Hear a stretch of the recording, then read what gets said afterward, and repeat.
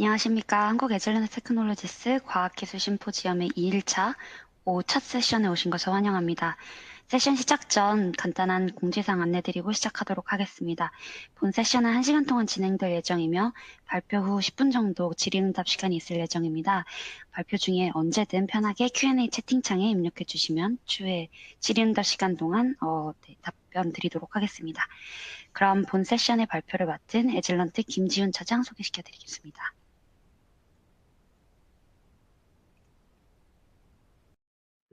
안녕하십니까. 한국에즐런트에서 잔류농약 및 동물용 의약품 분석 관련 분석부 셋업을 담당하고 있는 김지윤입니다.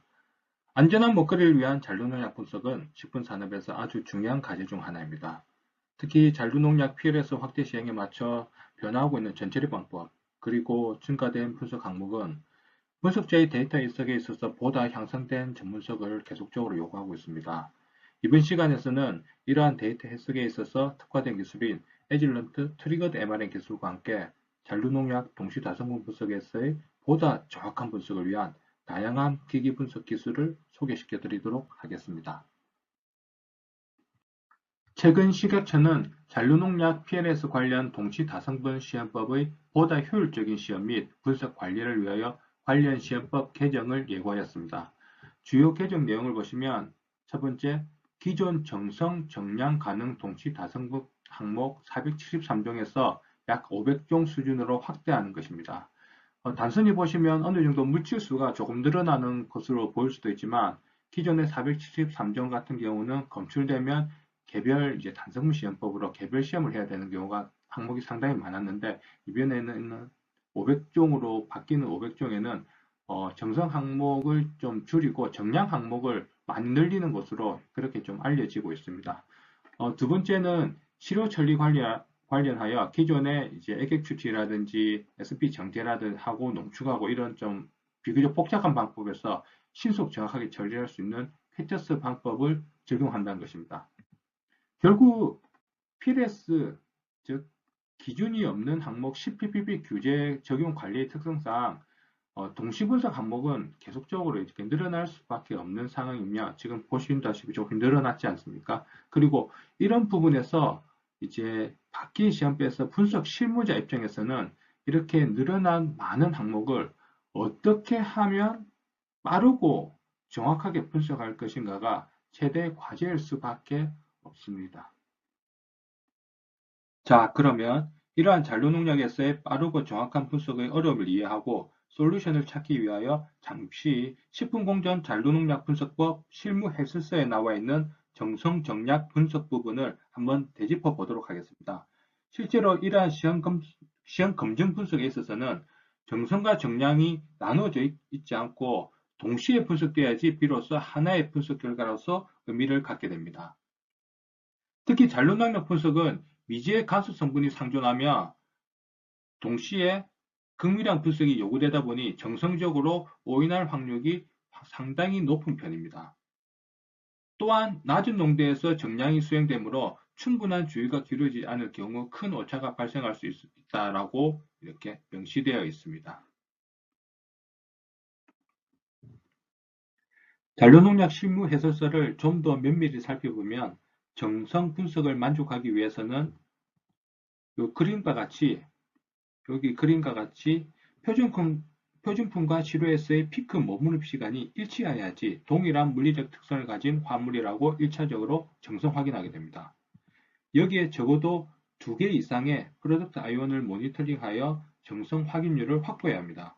그림에서 보시면 여기 총 3개의 프로덕트 아이온을 가지고 확인했으며 정성, 정량 아이온이 모두 검출되면 물론 정량 아이온의 검출 크기 대비 정성 아이온의 검출 크기 비율이 여기 이 비율이 이 레인지를 나타내는 것입니다. 이 레인지 안에 완벽히 만족함으로써 정성 확인됨을 보실 수가 있습니다. 이렇게 정성 확인이 완료되면 정량 분석은 보다 간단합니다. 즉 정량 아이온의 피크 면적을 표준 화합물의 피크 면적에 대한 검량선에 대입하여 그냥 정량하면 되는 것입니다. 그런데 해설서 내용 중 질량 분석기 심 아이온 설정을 보시면 이해하기 힘든 문구가 하나를 보실 수 있습니다.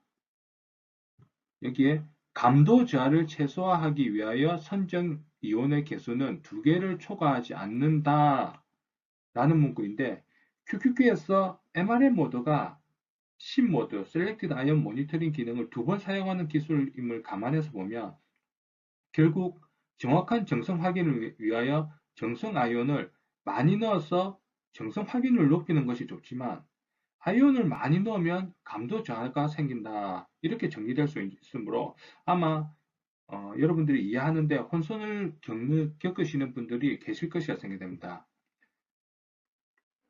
자, 그러면 여기서 잠시 이러한 부분을 좀 더 이해하기 위하여 코돌플 질량 분석기에서의 구조적인, 어떻게 보면 특징점이고 어떻게 보면 한계점이 되는 부분을 좀 설명하고 넘어가도록 하겠습니다.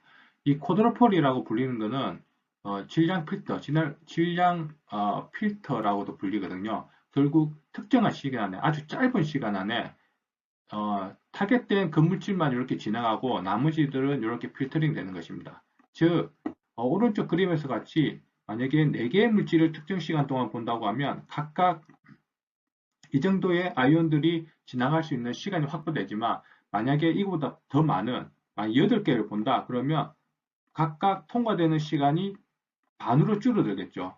그만큼 감도가 줄어들게 되는 거고, 8개가 아니고 16개, 32개 된다면 계속 그 획득되는 시간이 듀얼 타임이라고 하는 이 시간이 줄어들 수밖에 없습니다. 결국 이제 mRNA 개수가 많아지면 하나의 아이온 통과하는 시간이 줄어들 수밖에 없고 감도 저하로 이루어지게 된다는 겁니다. 특히 상대적으로 분석 시간이 짧고 피크 폭이 넓은 LCQQQ, GCQQQ에 비해서는 분석 시간이 상당히 짧거든요. 그에 비해서 피크 폭은 더 넓고, 그렇기 때문에 LC-MS-MS에서 그 증상은 더욱 크게 나타나게 됩니다. 자, 그러면 다시 LCQQQ 분석에서의 정성, 정량, 정확도를 높일 수 있는 방법은 무엇일까 고민하게 되죠. 결국 정성적으로 오인할 확률이 높은 잔류농약 동시다성분 분석에서의 그 오인 확률을 줄이기 위해서는 2개 이상의 프로덕트 아이온을 모니터링하여 정성 확인율을 확보한 뒤 안정적인 정량 분석을 수행해야 합니다. 단, 감도의 저하가 없어야죠.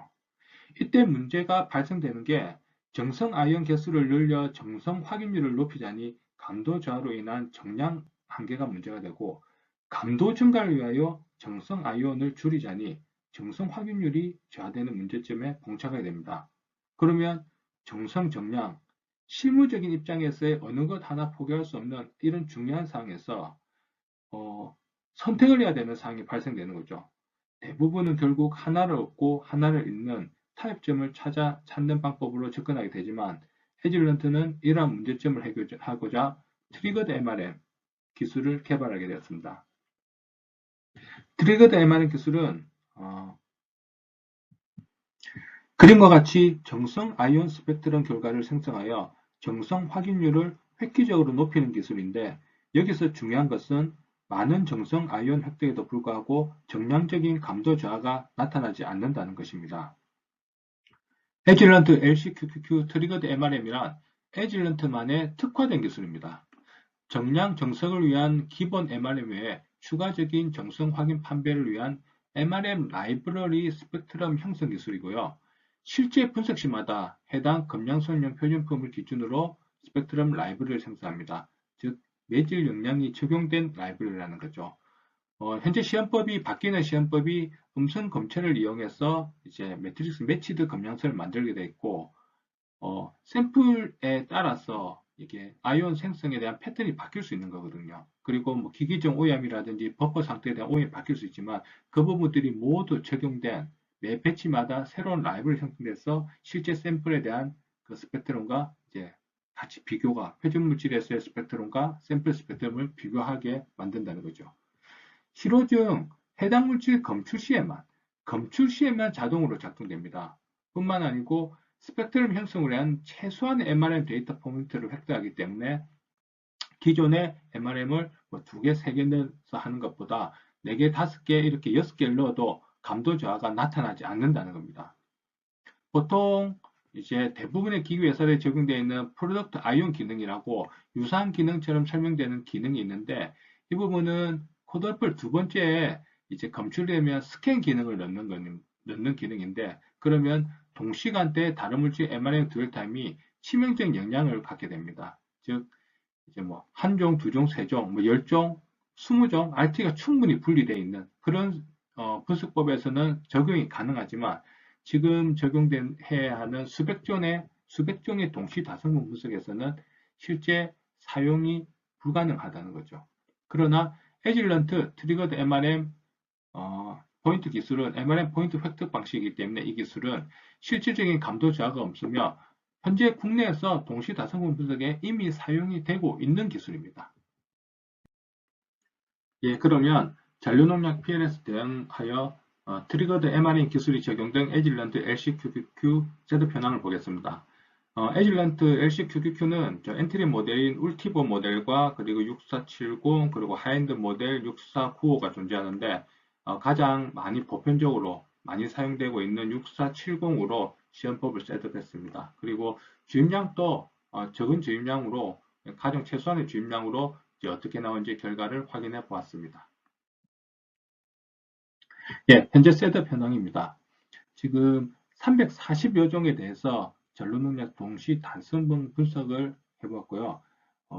매트릭 매치들을 위해서 감자 추출의 90% 이상으로 이제 표준물이 힐스간 부분을 샘플을 분석하였습니다. 예, 3ppb mRM이고요. 지금 모두 이렇게 완벽하게 깔끔한 피크로 나타나는, 고감도의 피크로 나타나는 결과를 보실 수가 있습니다. 아무래도 PLS다 보니까 10ppb 기준을 만족해야 되고, 그러다 보니까 이제 그 10ppb를 정확히 정량하기 위해서 그보다 낮은 농도의 검량선이 요구가 됩니다. 그래서 3ppb부터 저희가 3ppb, 5ppb 수준에서 검량선 작성을 시작하여 분석을 하였습니다. 예, 트리거드 mRM이 셋업된 리얼 데이터입니다. 예, 이 부분을 보시면 피크가 총 5개가 거의 같은 RT에서 이렇게 검출됨이 보입니다. 이렇게 5개 검출되는데, 그 5개 컴파운드들에 대해서 모두 이런 식의 스펙트럼을 확보하자고 한다면 총 25개 정도의 mRM이 찰나에 동시에 돌아가야 되겠죠. 그러나 지금 트리거드 mRM이 셋되면 정량 아이온은 실시간 계속적인 mRM 데이터를 받아서 피크를 그려내고, 정성 아이온도 계속 받아내면서 이제 요 피크 에어리를 가지고 이제 정량 아이온과 레이셔를 확인하고, 이 정량 아이온의 면적으로서 피크의 농도를 나타냅니다.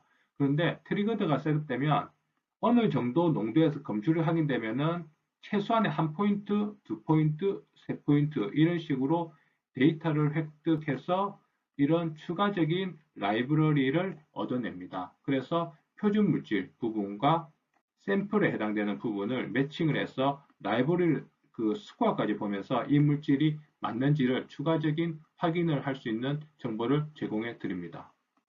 에질런트는 확대된 물질수 mRM 트랜지션 증가로 인한 감도 손실을 최소화하고자 다이나믹 MRM은 기본적으로 셋업하였습니다. 이 다이나믹 MRM이란 보시면 이런 물질별로 각각의 RT가 어사인 되는 기술입니다. 그리고 이 RT에서 좌우 시간에 대한 델타 레타임이 이렇게 들어가는 거고, 예를 들어서 사이로마진 같은 경우는 검출 시간이 1.25분에 이 피크가 나타나니까 이 사이로마진은 좌로 0.5, 우로 0.5, 즉 이 RT에서 보면은 뭐 0.75분부터 1.75분까지 그 좌로 0.5, 우로 0.5 되죠. 요 RT 동안만 사이로마진을 발화하면서 물질별로 RT를 어사인해서 그 델타 레타임을 주면서 듀얼 타임을 최대한 많이 확보하기 위한 그런 분석법이 다이나믹 mRM이고요. 요 다이나믹 mRM은 기본적으로 셋업되어 있습니다. 그 외에 추가적으로 펄스 파지티브, 긍정 오류, 뭐 가양성, 위양성 이런 부분을 많이 불리죠. 이 문제를 해결하기 위한 트리거드 mRM입니다. 이 긍정 오류라는 부분이 이제 유사한 성분인데 그 물질, 그 잔류농약 아니지만 유사한 성분이다 보니까 RT도 근처가 나오고 프로모터가 아주 유사하게 나타나서 그 잔류물질, 잔류농약이 아님에도 불구하고 잘못 부적합 판정이 나가는 그런 부분을 이제 지칭하는 거거든요. 이런 부분에 대한 해결을 위하여 이제 어느 정도 도움을 주고 데이터 해석에 대해서 더 많은 정보를 주기 위해서 트리거드 MRM을 셋업이 된 것입니다. 전 물질에 다 적용하고요. 보통 물질별로 3개에서 5개 정도, MRM 개수가 너무 적게 나오는 컴파운드가 있습니다. 그런 경우는 한 3개 정도가 되고, 이렇게 셋업이 됐고, 한 340종 정도다 보니까, 어떻게 MRM 2개씩 넣으면 600개대가 MRM 들어가지만, 실제 보시는 거와 마찬가지로 약 이 물질대에서 1440개까지 MRM이 들어가서 1440개 정도 MRM이 거의 이 조건에서 보면은 15분 안에 1440개가 MRM이 돌아가면서 모든 피크들을 검출을 확인하고 있는 거죠. 이렇게 셋업이 이미 완료가 되었습니다. 잔류농약 PLS 실무 대응에서의 트리거드 MRM 장점 첫 번째를 보시면 실제 분석에서 기존 MRM을 이용한 목적 성분의 검출 판별 시 자주 접하게 되는 모호한 상황에서 추가적인 정보를 제공하여 보다 정확한 판단을 할 수 있게 도와드립니다. 이렇게 도와드리게 되면 결국 빠른 결과 판별이 가능하게 하고 또 불필요한 추가 실험을 피할 수 있게 해드립니다. 좀 더 이제 소모적인 부분, 실험에서 사용되는 부분을 줄이고 좀 더 이제 집중해야 될 부분에 더 집중할 수 있는 이런 시간을 마련해 드리는 거죠. 특히 동시다성분 분석에 대한 MRM 개수가 적게 적용되는 거고 지금 현재 확대되는 시험법과 같은 것입니다. 한 300종 가까이 되다 보니까 MRM을 많이 넣을 수 없어서 최소한의 MRM 2개 정도로 이렇게 보게 되는 경우, 더군다나 여기서 퀘처스 전처리를 사용할 시 발생하는 펄스 파지티브 문제를 해결에 특화된 기술이라는 거죠. 이 부분이 무슨 내용이냐면 퀘처스 전처리의 특징이 지금 다양한 특성을 가지는 물리화학적 특성을 가지는 물질들을 최대 횟수율로 추출해서 가져오는 이제 전처리법이거든요. 그러다 보니까 원하지 않는 방해 물질, 그런 물질들이 생각보다 많이 추출되어서 결국 한 바이알에 같이 담기게 되고 이 물질들이 실제 분석에서 분석 결과에 이제 영향을 끼치고 방해를 끼치고 즉 긍정 오류, 가양성 이런 부분들을 야기해서 실제 그 물질이 아닌데 그 농약이 아닌데 농약인 것처럼 보이게 하는 결과들이 자주 나타난다는 거죠. 이런 부분들에 대해서 해결을 할 수 있는 이런 그런 기술로서 보셔주시면 100% 해결은 아닙니다. 100% 모든 분석이 100% 분석을 만족하는 건 없죠. 그러나 그 부분에서 현재 기술보다 더 향상된 기술로 이제 데이터 해석에 도움을 드리게 되게 되는 것입니다.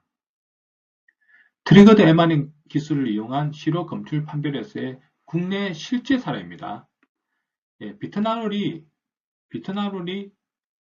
허용 기준 초과로 검출되었습니다. RT가 살짝 벗어나고 퀄리파이 레이셔가 근데 살짝 벗어났어요. 지금 RT가 이렇게 나타나는데 이게 지금 기준 대비 0.05분 정도 벗어났어요. 그리고 퀄리파이 레이셔가 검출되게 했는데 레이셔가 벗어났습니다. 그럼 이때 이게 RT도 좀 벗어나고 레이셔도 벗어났으니 불검출로 그냥 처리해버려?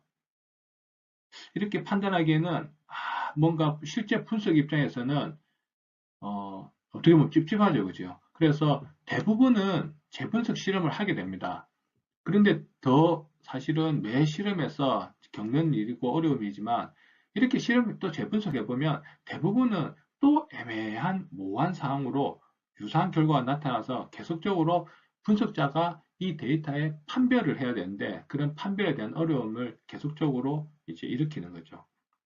자, 이런 결과인데 이 샘플 같은 경우는 제가 이제 트리거드 MRM을 적용해서 분석을 해놨던 셋업 기술이거든요. 그래서 트리거드 MRM을 딱 활성화시키면 바로 이런 스펙트럼 창이 추가로 이렇게 나타납니다. 그러면 밑에는 실제 샘플이고, 밑에는 표준품이고 위에는 실제 샘플입니다.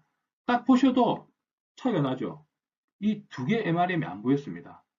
원래 샘플에서 정확하게 표준품과 샘플이 실제 검출되면 이렇게 나타나야 되거든요. 정확히 매칭해서 비교 보여지는데 여기 안 나오는 게 있다는 거죠.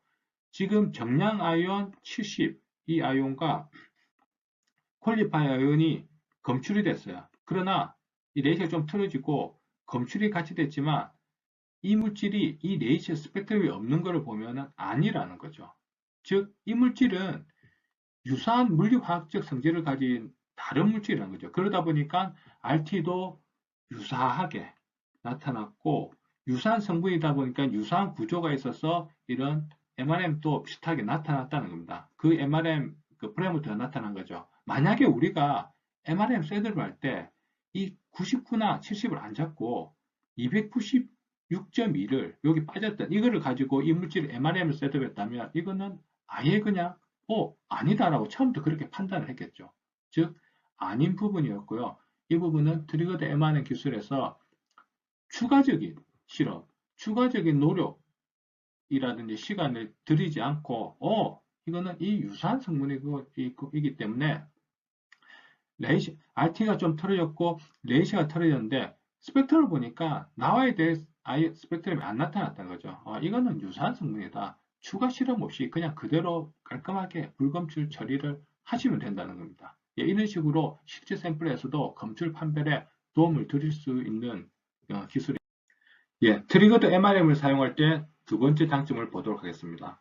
특정 시로 매질에서 기존 MRM이 매트릭스에 영향을 받는 경우, MRM을 해서 동시 다승분하면 자주 발생되는 경우죠.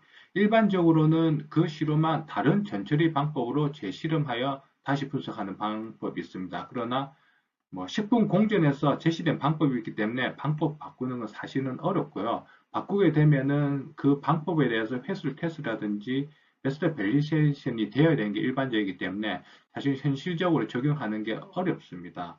그러면 다른 방법으로는 다른 MRM을 다시 설정하는 건데, 그러려고 하면은 단품 표준 물질을 이용하여 다시 MRM을 셋업해야 되기 때문에 사실 너무 많은 시간이 소요되는 부분이 있습니다. 그러나 TMRM이 이미 셋업된 장비라면 체크 한 번으로 MRM을 바꿔서 바로 재분석을 실행해 볼 수 있습니다.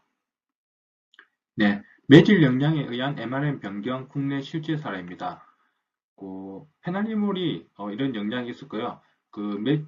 대표 매질 대두, 고추, 현미를 실험했는데 대두나 고추에서는 아주 깔끔하게 표준 물질 샘플이 다 분석됐지만 현미에서만 이렇게 안 좋은 피크를 보실 수가 있는 거죠.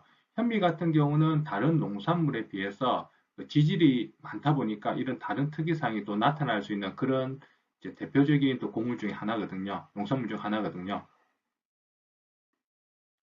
그러나 이렇게 문제가 된 페날리몰 같은 경우도 트리거드 MRM이 셋업되어 있다면 이 페날리몰 부분을 이렇게 이제 열어서 보면 기본적인 정량 아이온, 정성 아이온 외에 추가적으로 들어갈 이제 트리거드 MRM들이 이미 셋업이 되어 있습니다. 그러면 이렇게 문제된 샘플 같은 컴파운드 같은 경우는 이렇게 전반적으로 다른 컴파운드들도 이제 전체적으로 선택해가지고 이제 좋은 크로마토 매질 영향 안 받는 크로마토그램을 데이터를 이제 바로 분석하도록 바로 체크해서 분석을 해보실 수가 있는 것입니다.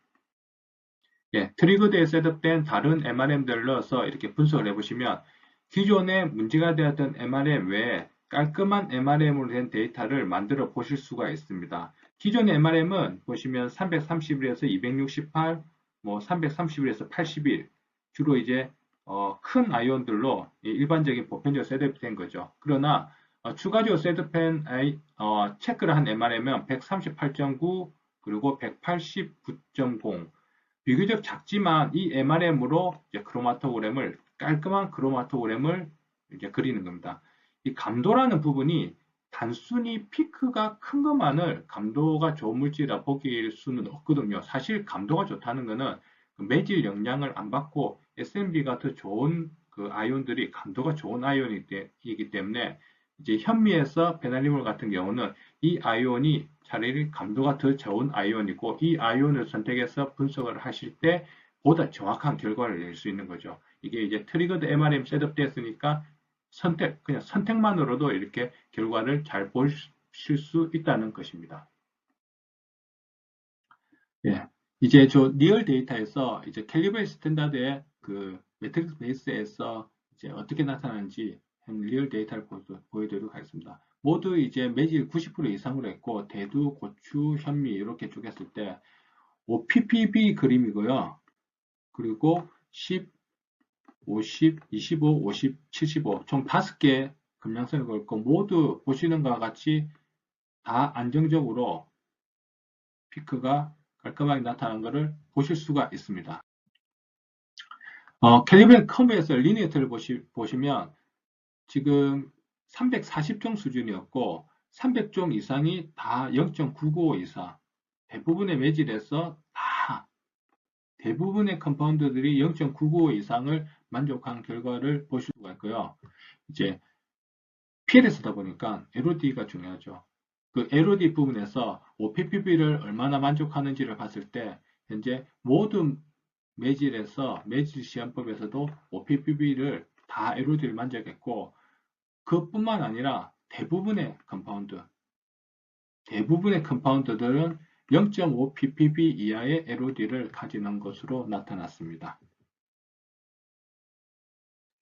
예, 이번 슬라이드부터는 잔류농약 실무 분석에서 활용될 수 있는 여러 가지 활용 팁들을 이제 차근차근 설명드리도록 하겠습니다. 먼저 횟수에 대한 인식의 전환이 필요하십니다.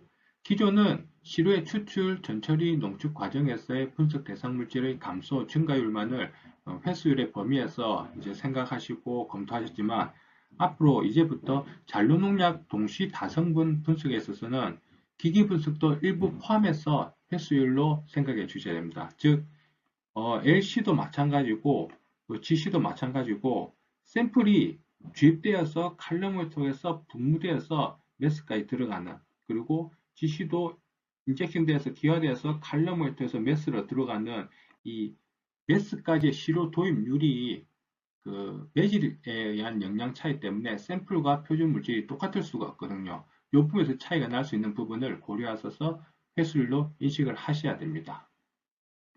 그 부분을 좀 더 자세히 보면 그 매트릭스형 검출 감도 영향을 해놨는데 LCQQQ에서는 아이온 서프레션이라고 해서 그 이온화율을 억제시켜서 실제 샘플에서 목적 성분이 원래 농도보다 낮게 나타나는 경우에 나타납니다. 원래는 10ppb였는데 검량선에 찍으니까 8ppb가 나타나고 7ppb가 나타나는 거죠. 그런데 그러면 회수율이 8ppb면 뭐 80%였다. 그러면 일반적으로 생각할 때는 추출하고 정제해가지고 바이알 오는데 한 20% 손실됐겠구나 생각할 수 있지만 그게 아니고 전처리에서는 회수율이 전혀 문제없이 100% 가는데 기기적인 차이, 매트릭스의 차이에서 이온화 되는율이 20% 떨어져서 80%가 됐을 수도 있다는 거죠. 그 이제 더 사실은 이제 어려운 부분이 이제 지식교육기는 아마 다음 시간 다른 섹션에서 지금 들어줄 수 있는데 목적 성분이 감도가 증가가 됩니다. 즉 실제로는 5ppb, 10ppb인데 검량선 대비 농도를 보면은 20ppb, 30ppb 100%, 200%, 300%, 500% 이렇게 증가되어서 나타나는 결과를 보실 수가 있다는 거죠. 이 부분이 단순히 전처리 쪽에서 시루의 추출과 정제, 바이올로 오는 과정에서 회수를 가지고 이해를 하시려고 하면 도저히 이해가 안 되는 부분입니다. 자, 이런 부분이 있다 이제 아시고 접근하시면 도움이 되실 겁니다. 자, LCQQQ, LCMSMS에서 매트릭스 영향을 보시게 되면 ESI, 일렉트론 스프레이 상태에서 아이온 스프레이션이라는 게 나타나는데 이 부분이 어떤 부분이냐면 물질 이제 분무를 하게 됩니다. 타격 물질이 분무를 하게 되고 분무가 된 상태에서 질량 분석기는 차질 띈 아이온만을 분석하게 됩니다. 그래서 차질 띈 아이온만이 이렇게 들어가게 되는데 결국은 스탠다드에서는 이 이온화돼서 차질 띈 게 들어가는 이 아이온이 생성되는 율이 샘플에서는 이 생성률이 달라질 수 있다는 겁니다. 특히 이제 대부분은 좀 줄어든다는 거죠. 예를 들어서 다른 매질들, 붉은색에 표현된 부분, 이런 부분들이 많이 존재하게 되면은 이 부분들이 먼저 이온화 되려고 하고 이 부분들이 실제 타겟 농약의 이온화를 방해를 하는 거죠. 그래서 실제로 피크가 표준물 대비 작게 나타나는 이런 증상이 나타날 수 있다는 겁니다. 자, 이런 증상을 좀 더 줄이기 위해서는 음성 검체로 표준푼을 희석해서 분석해야 됩니다. 즉, 뭐 ACM 베이스, 용매 베이스로 표준품을 검량성을 작성하는 부분을 지향하셔야 되고, 가능한 음성 검체, 가능하면 매질이 같은 그런 같은 매질의 샘플과 똑같은 매질의 음성 검체를 가지고 검량성을 희석해서 만드셔야 됩니다. 그리고 사항에 따라서는 이제 시료를 희석 분석을 하거나 주입량을 줄이는 방법이 있는데, 이 부분이 왜냐면 이렇게 들어가는 것들을 줄이게 되면 결국은 용매로 이제 일정 플루어로 분모가 되기 때문에 이 부분이 줄어들면은 이제 억압을 하는 아이언 스페셜 억압을 하는 아이언도 줄어들어서 그 영향이 된다는 거죠. 즉 이제 희석 분석을 할 수도 있고 주입량을 줄여도 됩니다. 그렇게 되면은 어쨌든 이 영향들을 줄이는 거고, 이 부분을 설명 듣고 뭐 적용하시면 조금 이제 나아지는 결과를 보실 수가 있거든요. 근데 요걸 보시다가 또 이제 같이 지시 QQQ도 많이 분석하시니까, 그러면 지시에서 이런 증상도 줄이려고 지시에서 또 희석을 한다든지 주입량을 줄이면 지시에서는 전혀 도움이 안 돼요. 이게 이런 영양 자체에 나타나는 패턴 자체가 원인 자체가 다르기 때문에 지시에서는 해당이 안 되고, 요 줄일 수 있는 영양이 이 방법은 LC에서만 분석에서 적용되는 방법입니다. 예, 다음은 협차 검량선 부분입니다. 분석을 이제 샘플을 한두 개만 찍는 게 아니기 때문에 시퀀스를 걸어놓고 여러 개 분석하게 되면 기기적인 오염이라든지 아니면 실험실 상황에 따라서 뭐 온도의 영향이라든지 여러 가지 상황으로 감도가 뭐 감소되거나 일부 증가되거나 이런 현상이 나타날 수가 있죠. 그래서 검량선을 1차적으로 첫 번째 한번 긋고 샘플을 쭉 분석하고 마지막에 검량선을 한 번 더 그어서 이 검량선을 전체적으로 다 같이 평균 내서 분석하는 게 협차 검량선이라는 방법이죠. 그러면 만약에 감도가 첫 번째에서 샘플을 쭉 찍었을 때 마지막에 감도가 30개 정도 찍었는데 뒤쪽이 감도가 뭐 10% 감소되었다 그러면 검량선 하나를 하는 것보다 맨 밑에 다시 시퀀스를 다시 스탠다드를 찍은 걸 가지고 보정하게 되면 만약에 이 오차가 10%였다면 한 5% 정도로 줄어들게 되죠. 이런 여러 가지 오차 부분을 샘플 많이 분석할 때 오차 부분을 줄일 수 있는 게 협차 검량수법이고, 협차 검량수업을 하면은 요 포인트 개수만큼 이렇게 다 나타나고요. 여기서 average calibration, recalibrate를 클릭을 하게 되면은 요 각각 세트가 평균 값으로 나타나게 됩니다. 그리고 나가실 때 Analyze를 하면은 전체가 다 돼서 이렇게 되니까 캘리브레이션 빼고 샘플만 다시 정량하는 퀀티테이트를 클릭하시면 이렇게 되고, 요거는 보통 런하고 나가실 때 밖에 창에서도 퀀티테이트를 선택하실 수가 있습니다.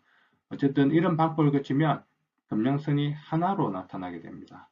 이때의 차이점은 이 검량선은 똑같기 때문에 농도는 그대로 변함이 없지만 R 스퀘어 값이 협차 검량수법으로 만들었을 때는 R 스퀘어 값이 제대로 높아진 상태로, 원래는 0.983 정도인데 0.996 정도 높은 결과가 나타나니까 실제 내가 이제 협차 검량선을 사용하면서 결과에 더 정확도를 높이기 위해서 신뢰를 갖는 결과를 가지려고 노력했던 만큼 또 좋은 결과를 그대로 보실 수가 있습니다. 그러니까 협차 검량선 중요한 샘플에 대해서 협차 검량선법을 적용하실 때는 이런 과정을 거쳐서 좋은 이제 검량성 결과도 좋은 값으로 가져가시는 게 도움이 되실 겁니다. 다음은 가중치 적용이라는 겁니다.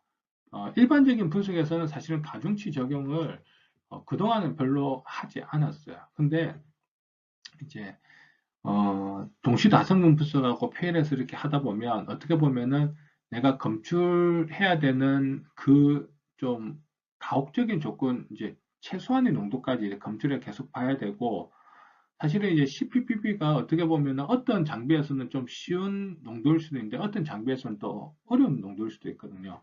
이런 부분에서 이제 또 하는 부분에서 도움이 될 수 있는 부분인데, 어, 웨이트라는 부분입니다. 웨이트라는 부분이 있고, 이 웨이트는 자, 검량성이라는 측면에서 만약에 1, 2, 3 ppb를 껐어요. 근데 1 ppb가 리스판스가 높게 나타나고 2 ppb가 낮게 나타나고 3ppb가 거의 리스폰스가 안 나타났어요.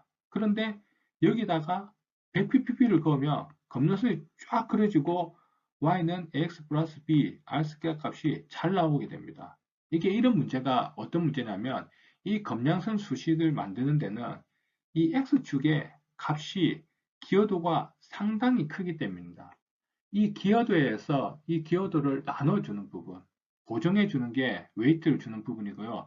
수식은 좀 상당히 복잡한데 간단하게 설명드리면 이 같은 경우에 웨이트를 준다고 하면 x 200 농도는 200으로 나눠주고 가중치를 100은 100으로 나눠주고 50은 50으로 나눠주고 1은 1로 나눠주는 겁니다. 그래서 밑에 농도가 조금 더 정확도가 맞도록 가중치를 주는 부분이고요. 어떤 관점에서 보면 이게 데이터에 대해서 뭐 어떻게 보면은 이제 샘플에 대해서 가공을 하는 것이 아니냐, 어떻게 뭐 심하게 하면 조작이 아니냐 이렇게도 이제 생각할 수도 있는데, 자, 데이터에 대해서 가공을 하고 조작을 한다든지 이런 부분에 대해서는 내가 특정 샘플에 대해서 인티그레이션을 매뉴얼을 한다든지 매뉴얼로 그 배치에서 메서드가 정해져 있는데 특정 샘플에 대해서 메서드를 바꾸는 겁니다. 메서드를 정해져 있는데 특정 샘플에 대해서 다르게 정량을 하는 부분이 이제 그 문제가 되는 거고, 그런 방법을 적용했을 때는 최근에 모든 기기들이 뭐 모디파이 됐다고 M이란 표시가 난다든지 색깔도 다르게 표시를 해줍니다. 이 샘플, 이 컴파운드는 분석자가 기본적인 메서드에 반하게 다른 식으로 정량을 했다고 표시가 되는 거죠. 이렇게 웨이트를 주는 거는 이렇게 웨이트를 줘서 분석법이 셋업이 되고 캘리브레이션 뿐만 아니고 샘플도 똑같은 조건에서 정량이 되기 때문에 객관성이 보장되는 시험법입니다. 그래서 웨이트를 주는 건 전혀 그런 문제가 없는 거고요. 그리고 기존에 아마 동시다성분 오래전부터 하시던 이런 기관들 보면 웨이트를 다 x분의 1로 줘서 분석하는 기관들이 대부분입니다. 그 차이점을 보시면 여기서 5ppb가 실제 분석에서 검량성에서 2.75 ppb가 나왔어요. 어큐레시가 54 정도밖에 안 나오죠. 그리고 이제 200은 지금 197, 98 어큐레시가 나타나는데 x분의 1 웨이트를 딱 주게 되면 어떻게 바뀌냐면 자, 2.75 나왔던 게 4.45, 5의 아주 근사한 결과를 나타냅니다. 그래서 어큐레시도 88%가 되고 아까는 197, 98 어큐레시였죠. 200짜리는 살짝 나빠져요. 아주 미세하게 나빠집니다. 대신 저농도에서는 아주 정확도가 높아졌죠. 우리가 일반적으로 분석하는 측면에서 보면은 고농도로 초과돼서 문제가 되는 건 어차피 사실은 부적합이에요. 뭐 190이 나오든 뭐 200이 나오든 210이 나오든 대부분 검량선 끝에 부분에서는 다 부적합이라서 크게 사실은 이런 미세한 오차가 차이가 없는 부분이고, 실제 분석에서 골치 아픈 게 이제 LOD, LQ 수준에서 검량선 낮은 농도에서 이게 9ppb면 적합이고 11ppb면 부적합이고 이런 상황이 되는 경우가 있잖아요. 그런 낮은 농도에서 중요하기 때문에 이 낮은 농도, 밑에 검량선 밑에 농도에서 이제 어큐레이션을 높여가지고 분석될 수 있는 방법이 중요합니다. 이런 방법을 해서 여기서 더 정확한 농도를 구하기 위해서는 웨이트 x분의 1 가중치를 적용하셔야 된다라고 추천을 드립니다. 다음으로는 표준물질 첨가법에 대해서 설명을 드리겠습니다. 표준물질 첨가법은 검출된 샘플을 이제 좀 더 정확하게 이제 어떻게 보면은 지금 시험법 상에서 어떻게 보면은 그 매트릭스 매치드 그 매질 베이스를 가장 정확하게 이제 보정해서 분석할 수 있는 방법이라고 보면 되는데, 간단히 설명드리면 검출된 샘플이 있으면 이렇게 바이알에 똑같은 샘플 바이알을 이렇게 최소 4개를 만들고 이 바이알에 그 샘플을 똑같은 양으로 넣습니다. 이렇게 똑같은 양으로 넣고 그 다음에 거기에 표준 물질을 똑같은 양으로 표준 물질을 이렇게 스파이킹 하는 겁니다. 여기는 만약에 표준 물질을 뭐 50ppb를 스파이킹 했다. 근데 여기 양적으로 5배 이제 용량이 희석이 된다면 10ppb가 되겠죠. 여기는 만약에 100ppb를 스파이킹 했다. 똑같은 양으로. 그런데 5배 희석된다고 하면 이제 20ppb가 될 거고, 여기는 뭐 500을 했다. 그럼 5배 헤이스 가면 뭐 100pp가 되겠죠. 이렇게 만들고 여기는 요 볼륨에 스탠다드는 볼륨과 똑같은 양으로 스탠다드가 ACN이 있다면 ACN을 또 같이 넣어준 거예요. 그러면 기본적인 볼륨 같아지고 요 안에 있는 부분은 같은 샘플을 4개로 나왔잖아요. 결국은 매질이 똑같아집니다. 그래서 매질에 의한 영향이 똑같이 나타난다는 거죠. 기기적에서 아이온 서프레이션이라든지 어떤 모든 부에 똑같이 나타나니까 샘플이 정확히 평가될 수 있다는 겁니다. 자, 이렇게 하게 되면 검량성이 달라지는데 그 일반적으로 농도가 기본 농도가 이렇게 있기 때문에 검량선이 이렇게 찍히고 이렇게 그렸을 때 검량선이 X축 마이너스점을 만나는 게 이 농도가 플러스를 읽으면은 여기가 만약에 마이너스 25였다 그러면은 플러스 값으로 환산해서 25로 읽어주면 그게 그 이제 표준물질 첨가법의 농도가 됩니다. 자, 이렇게 분석하시게 되면 이제 어떻게 보면 이렇게 샘플 바이알 만드는 거는 이제 이해를 하시고 이렇게 쭉 만들었는데 표준물질 첨가법을 하게 되면 기존에 이제 뭐 절대 검량선법이라든지 뭐 외부 검량선법이라든지 내부 표준법이라든지 이런 부분들은 이제 기기적으로 다 설정에 잘 쓰셨는데 이렇게 하게 되면은 이거를 마이너스 값을 어떻게 플러스를 일치해서 결과를 엑셀로 계산해서 하시는 분들이 아직까지 상당히 많은 걸로 알고 있습니다. 그러나 그 기계회사에 문의를 한번 해보시면 돼요. 대부분 다 기계회사들이 아마 이런 부분 지원될 거라 생각되고 에질런트, 메스런트도 원래 처음부터 지원되는 기능이거든요. 근데 모르시다 보니까 번거롭게 이 면적 값들을 다 카피를 해가지고 가져가서 그리고 R스퀘어 값을, 요 검량성 값을 다 가져가서 엑셀에서 계산하시는 분들이 계신데 이제 그렇게 안 하셔도 되고 메소드 에디터 창에서 글로벌 셋업에서 스탠다드 에디션만 체크해 주시면 이 기기가 이번 패치 이 샘플은 표준물질 첨가법으로 분석을 하셨구나 해서 마이너스 값으로 나오는 거를 그렇게 검량선을 그려서 플러스로 해서 결과를 내어줍니다. 그리고 거기에 대한 레포트를 만들어주고 그러니까 굳이 엑셀로 계산하실 필요 없이 표준물질 첨가법을 쉽게 적용할 수가 있습니다.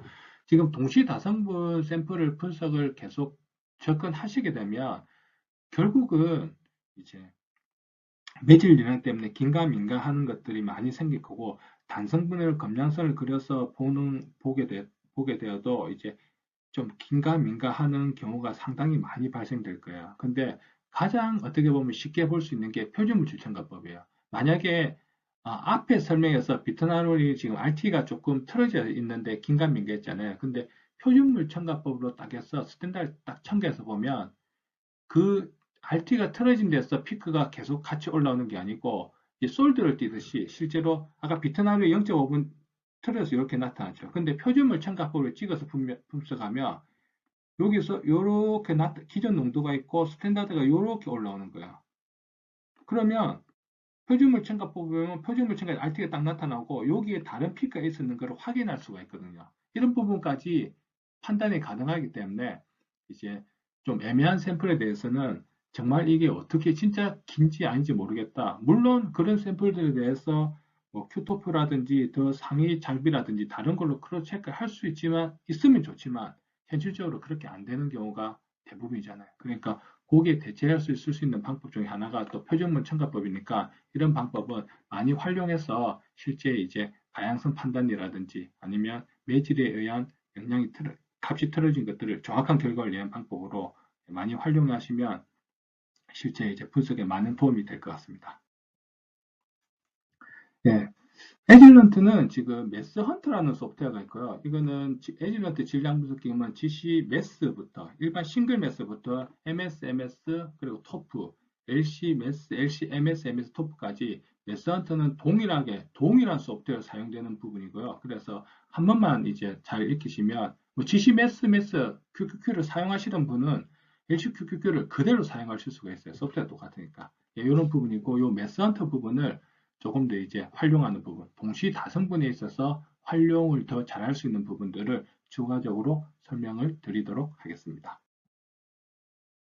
자, 기준에 적합하지 않은 농도 값을 자동 삭제라고 해놨는데, 이제 지식QQQ도 이제 거의 300종, 200종 후반, LCQQ도 200종 후반으로 이제 시험법이 200종대로 시험법이 나올 겁니다. 그렇게 되면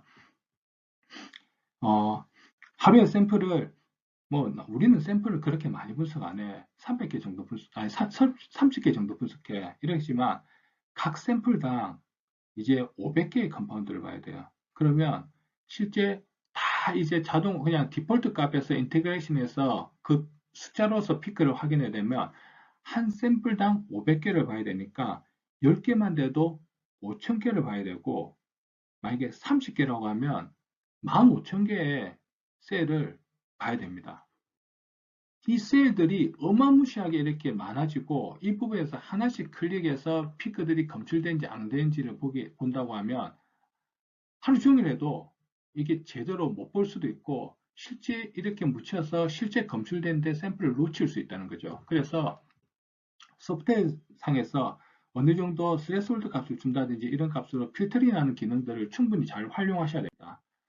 첫 번째 제안 드리는 거는 메소드 창에서 보면 액션에 보면은 제로 피크 타겟 if qualifier not found가 되어 있습니다. 즉 정성 아이온이 아예 검출되지 않으면 인테그레이션 자체를 하지 마라. 정량 아이온이 아무리 잘 검출돼도 정성 아이온이 아예 없다고 하면 보여주지 마라. 어차피 뭐 레이시가 조금 있어야지 맞는지 안 맞는지 보는데 아예 검출 안 돼서는 다른 물체를 보겠다. 인테그레이션 하지 마라 하는 기능이 하나 있고요. 여기에 또 set pick field area threshold라는 값이 있습니다.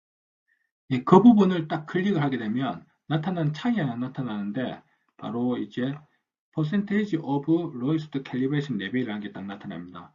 이 레벨은 가장 낮은 캘리브레이션 농도에 대해서 퍼센트를 넣어놓은 거고 결국 만약에 10ppb를 가장 낮은 농도로 검량성을 찍었다. 그러면 여기다가 50을 넣었다. 그러면은 10ppb의 면적의 반 되는 값을 스레스홀드 값을 잡는 거죠. 그래서 50을 넣게 되면 내 검량선 뭐 300개든 500개든 찍었으면 거기에 대한 10pp의 반 면적을 바로 구해서 스레스홀드 값으로 바로 넣어서 그 이하는 인테그레이션 안 하도록 자동 세팅되는 겁니다.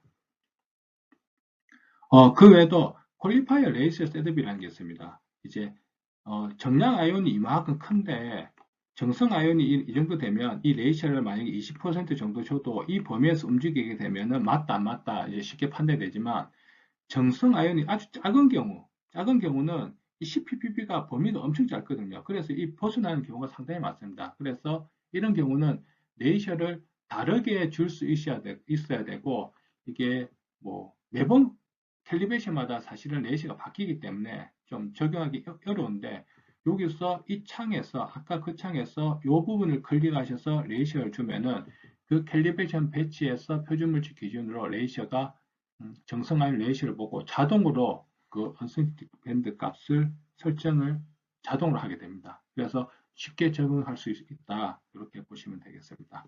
이런 부분들을 적용해서 딱 나가게 되면 이제 많은 셀들이 지워지고 거기 검출된 셀들만 이렇게 남아서 클릭해서 보실 수 있습니다. 이렇게 보시더라도 실제 샘플들을 이제 숫자로 보면서 검출됐는지 아닌지를 판단하기는 사실 많이 힘이 듭니다. 그 크로마토그래피에서 진짜 피크가 맞는지 안 맞는지를 보는 가장 쉬운 방법은 그 크로마토그램을 보는 게 가장 쉽습니다. 그래서 여기서 보면은 뷰를 클릭하면 컴파운드 에더 글랜스라는 부분이 있고요. 여기서 컴파운드 에더 글랜스를 클릭하면 뷰에서 이런 창이 다시 펼쳐집니다. 그래서 흰색으로 나와 있는 부분들은 내가 정량 매스를 잡은 상태에서 그 조건을 만족하는 것들, 피크들이 나타나고 여기 주황색으로 나타난 대부분의 것들은 그 매스를 만족하지 않는 것들이죠. 그래서 나중에 마우스를 하나 갖다 대면은 여기서 왜 만족을 안 하는지 퀄리파이어 레이시가 나타나지 않았다, RT가 틀어져 있다, 뭐 시그널 대 노이즈 비를 넣었다면 그 레이시가 벗어났다 이런 부분들이 다 표시를 해줍니다. 그래서 결과를 이제 맞는지 안 맞는지를 쉽게 한눈에 보실 수가 있고 검출된 피크에 있어서는 검출 피크 선택 후 마우스 오른쪽을 클릭하면 아까 그 창으로 돌아가서 셀 창에서 정확하게 다시 한번 확인할 수 있습니다. 그래서 듀얼 모니터를 쓰시면서 이렇게 데이터를 처리하시는 게 많은 성분을 정확하게 분석하시기에 사실은 가장 도움이 되니까 가능하면 이제 동시 다성 분석할 때는 듀얼 모니터를 활용하셔서 데이터 처리에 대한 피로도를 줄이시는 게 도움이 되실 겁니다. 그 다음에 내부 정도 관리 부분이 있는데, 뭐 내부 정도 관리는 워낙 잘 하시는 분들도 계시고, 그리고 대부분의 기관들이 이제 SOP를 만들어서 이제 내부 품질 문제에 따라서 내부 정도 관리를 잘 하시고 계시지만, 그 내부 정도 관리라는 게 사실은 날을 잡아서 해야 되는 상황이고, 업무가 기본적으로 계속 있는 상태에서 쉽게 정기적으로 하기가 쉽지 않거든요. 그러나 에질런트는 이렇게 내부 정도 관리 샘플을 이렇게 만들게 되면 동시 한 번에 분석을 하고 액션에서 리캘리브레이트 인젝션, MDL, 뭐 LOQ, LOD 캘큘레이션을 클릭하게 되면 이런 창들이 바로 나타납니다. 그래서 뭐 지금 %RSD부터 그 LOD, LOQ까지 이런 값들이 다 나타나게 되고요. 이 부분들을 그냥 카피해가지고 엑셀 붙이시면 돼요. 매스 헌터는 오피스 그 엑셀과 100% 호환이 되기 때문에 이런 값들을 전부 다 그냥 카피해서 엑셀에 붙여 놓으시면 쉽게 내부 정도 관리가 되니까 이런 기능들도 활용하시면은 이제 내 데이터의 신뢰성을 좀 더 가져가고 좀 더 쉽게 내부 정도 관리를 하실 수 있는 이런 부분들이 되니까 이런 기능도 많이 활용하시면 도움이 될 것 같습니다. 예, 마지막 내용 중에 하나인데 이성체 그룹합 정량학입니다. 잔류농약들은 이성체가 상당히 많습니다. 그 상황에 따라서는 대서체들도 있고 그런 부분들은 같이 정량해야 되는 합으로 정량해야 되는 경우가 많거든요. 특히 이제 표준 물질 자체가 농도가 나눠져 나오는 경우가 아닌 경우들이 대부분인데 그런 부분들을 잘못해서 따로 농도를 정량하면 과대평가될 수 있는 거잖아요. 예를 들어서 이제 그런 부분을 보정하기 위해서 사이알로스린 같은 경우는 이렇게 두 개로 나타나는데 이걸 GCQQQ 항목이긴 합니다. 이렇게 두 개 나타난 걸 합으로 정량하기 위해서는 메소드 창에서 컴파운드 그룹과 컴파운드 매스라는 것을 추가를 합니다. 이렇게 추가를 하고 그리고 사이퍼메스 셀을 하나 추가해서 사이로스를 넣고 똑같은 값을 넣어주고 여기서는 같은 그룹은 같은 명으로만 넣어주시면 돼요. 뭐 1111이든 AAA든 그리고 합으로 하고 싶다면 리스판스 썸을 해서 요거를 클릭을 해주시고 그리고 사일러스의 농도가 없잖아요. 그래서 그 캘리브레이션 농도를 카피 투 캘리브레이션 농도 OK라면 자동으로 쫙 들어갑니다. 그래서 농도만 딱 넣어주고 하시면은 이 사일러스린이라는 게 하나가 새로 생깁니다. 그래서 각각 그룹이 있고 여기에 대한 리스판스에 대해서 합으로 나타나서 검량선이 그려지고 함 농도로 보실 수가 있습니다. 그리고 이제 마지막으로 그 외 사이플러스린이라든지 사이퍼메슨 아이소모가 이렇게 쭉 붙어 나오는 경우는 메서드 에디트 창에서 파라미터 셋업에서 인터넷 셋업에서 클릭하시면 유니버설 선택하시고 에어리어 썸 온과 에어리어 썸 오프만 넣으시면 돼요. 나머지는 그냥 옵션 사항이고요. 이렇게 시작과 끝만 넣어서 딱 정량하시면 하나의 피크로서 정량하실 수가 있고 검량성도 아주 깔끔한 결과를 보실 수 있습니다. 이런 이성체 그룹 정량하기 이런 기능들 많이 활용하시면 분석에 도움이 될 것 같고 이렇게 하실 때그 매번 그룹 분석에서 하실 필요는 없고 이 분석에서 이렇게 메서드를 만들고 나면 메서드를 세이브 에즈 해 놓으시면 돼요. 오늘 분석한 메서드와 내일 다른 메서드 컴파운드가 바뀌지 않잖아요. 그죠? 계속 이제 셋업이 되면 계속 매일 분석을 하니까 메서드를 저장해 놓으시고 그대로 불러 쓰시면 매번 이렇게 셋업 하실 필요는 없습니다. 그렇게 쓰시면 편하게 사용하실 수가 있습니다. 예. 에즈런트는 식품 공정에 따른 토탈 솔루션 제공이 가능합니다. LC 부분에서 뭐 DAD나 이런 검출기부터 GC에서 지금 아직까지도 계속 농약에 많이 사용되는 ECD, MPD까지 그런 부분들이 동시에 다 사용 가능하고 제공 가능하고 그 외에 이제 좀 더 정확한 분석을 위한 토프까지도 같이 제공을 하고 있고요. 현재 요구되는 분석에 대한 제도 가진 솔루션을 저희가 계속적으로 아주 발빠르게 만들어 제공하고 있습니다. 그리고 에지런트 지금 사용하시게 되면 가장 큰 장점 중에 하나가 많은 일을 해야 되는데 소프트웨어 통일성이 없으면 더 많은 이제 스트레스가 생기고 결과의 호환성이 떨어지게 되는 거거든요. 그런 부분에서 에지런트는 하나의 소프트웨어 사용되니까 더 쉽게 접근하실 수 있습니다. 원에질런트는 단순히 기계를 판매하는 것이 아니라 분석자 입장에서 보다 정확하고 편리한 토탈 솔루션을 만들어내기 위하여 최선을 다하고 있습니다.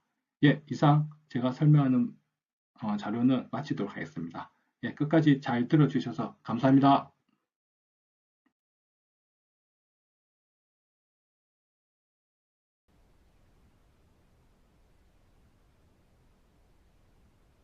네, 여기까지 저희 에이즐런트 LCMS 어플리케이션 엔지니어인 김지윤 차장님께서 발표를 해주셨습니다. 대략 내용이 현재 지금 분석하고 있는 LCMS로 그 농약 분석 관련해서 토탈 솔루션인지 또 추가로 저희 장비를 쓰면서 쉽게 분석할 수 있는 방법들에 대해서 잘 설명을 해주셨습니다. 네, 그러면 지금부터 Q&A 시간을 갖도록 하겠습니다. 현재 질문을 주신 분들이 한 명 계시고요. 계속 질문적으로 올려주시면 되는데 현재 아래 하단에 보시면 매니지 Q&A 창에 계속 등록을 해주시면 저희가 라이브로 김준 차장님께서 답변을 주시도록 하겠습니다. 그럼 우선 첫 번째 질문에 대한 내용이 한 분이 올려주셨는데요.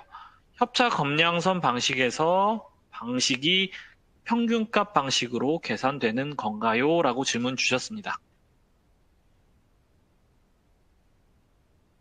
네.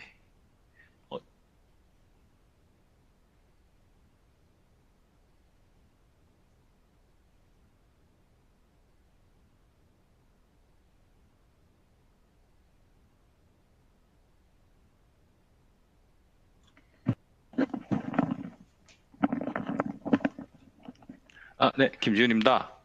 예, 협차 검량선 방식에서 방식이 평균값 방식으로 계산이 되는 건가요? 질문 주셨는데요. 예, 맞습니다. 그 협차 검량선 방식에서 그 각 포인트별로 평균값 방식으로 계산되어서 사용되는 거고요.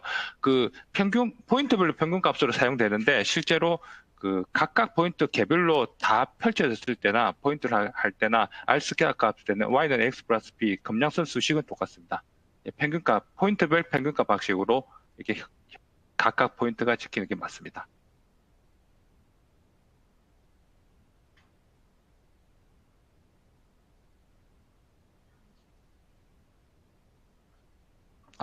검량선 가중치 적용에 대해서 다시 한번 설명 부탁드립니다. 해주셨는데요.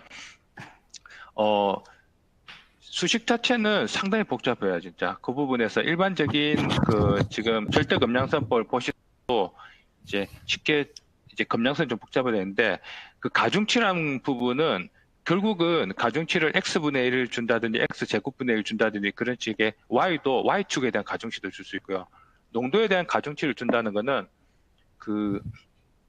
아까 다시 설명드리면 고농도가 찍혔을 때 그 농도가 전체적인 검량선에 크게 기여가 된다는 부분이고 그 부분에서 이제 그 고농도 부분을 아까 200이란 200ppb 같으면은 200으로 나눠주고 1이면 1로 나눠주고 결국 높은 농도인 부분을 이제 그렇게 많이 가중치되는 거를 제해주는 겁니다. 그래서 낮은 농도에 대한 농도 어큐레시를 높이는 부분이죠.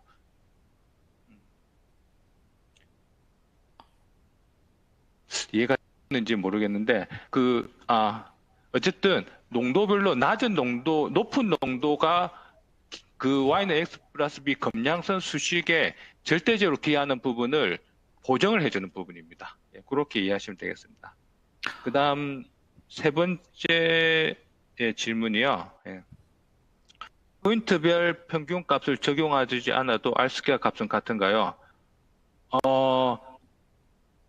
협차 검량선 방식에서 포인트별 평균값을 적용하지 않으면 어떤 결과가 생기냐면 검량선의 포인트가 산발적으로 퍼져 있잖아요. 눈으로 보는 것처럼.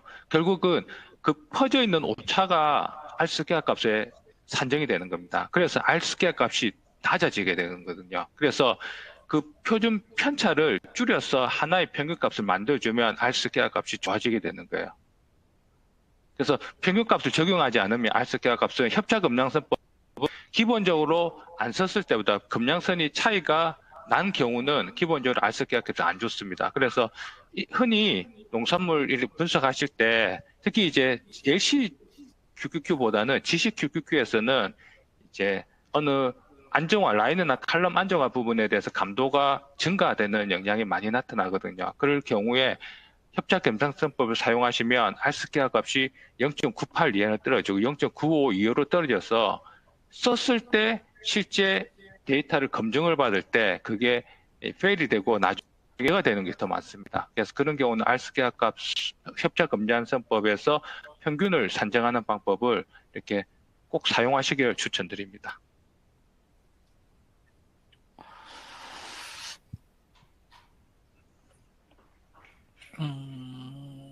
네, 지금 세 번째 질문까지 주셨고요. 혹시 추가적인 질문이 있으시면 계속 쭉쭉 올려주시면 좋을 것 같습니다. 네, 중간에 안내 말씀드리면 이 세션은 녹음이 돼서 언제든 다시 재시청이 가능하시니까요. 추후에 보시고 질문을 등록해 주시면 저희가 등록된 메일로 답변을 달아서 보내드릴 예정이오니 참고하시고 재시청에 필요하신 부분을 확인하시고 질문을 올려주시기 바랍니다.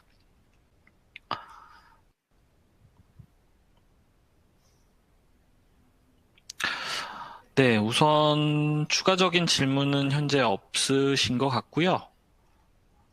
네, 답변 감사합니다. 네, 말씀 주셨고요. 잠시만.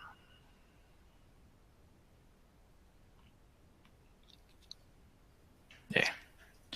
또 언제든 추가적인 질문을 주시면 감사드리겠습니다. 그러면 지금 현재는 질문이 추가적으로 없는 것으로 봐서 이 세션은 마치도록 하겠습니다. 오늘 정청해 주셔서 감사합니다. 감사합니다.